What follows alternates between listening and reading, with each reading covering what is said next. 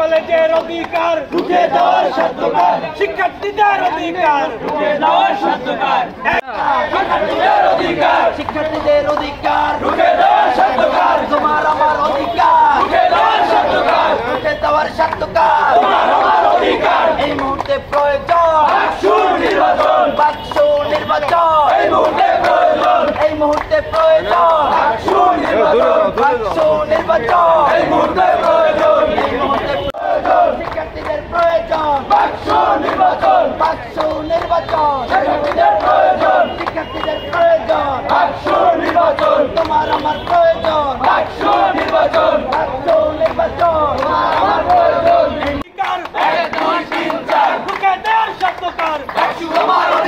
শিক্ষার্থীদের অধিকার রুখে দেওয়ার সত্যকার, রুখে দেওয়ার সত্যকার, শিক্ষার্থীদের অধিকার। পরিচয় নিয়ে দিচ্ছি, আমি মোহাম্মদ কামরুল ইসলাম, সরকারি ব্রজমোহন কলেজ অর্থনীতি বিভাগ মাস্টার্স করছি। তো আজকে আমরা এখানে সকলে একত্রিত হয়েছি, আমাদের একটা প্রাণের দাবি, সাধারণ শিক্ষার্থীদের দাবি বাকসু নির্বাচন। আমরা সকলে জানি যে সাধারণ শিক্ষার্থীর অধিকার আদায়ের জন্য একটাই জায়গা রয়েছে, সেটা বাকসু নির্বাচনের মাধ্যমে প্রতিনিয়ত নির্ধারিত হবে, তার মাধ্যমে তাদের অধিকারগুলো নিয়ে তারা কথা বলবে। কিন্তু আমরা জানি যে বিগত দিনে আমরা দেখে আসছি যে আমাদের লাস্ট নির্বাচন হয়েছে 2003 সালে, তারপর থেকে 2 সালে 2-3 হবে, তারপর থেকে এখানে কোনো বাকসু নির্বাচন হয়নি। তবে 11 সালে একটা কর্মপরিষদ হয়েছে 3 মাসের জন্য অবৈধভাবে, সেটা আওয়ামী লীগ সরকার করিয়েছেন। তো ওটাকে আমরা আসলে বাকসু নির্বাচনের প্রতিনিধি হিসাবে আমার ব্যক্তিগত জায়গা থেকে আমি ধরছি না।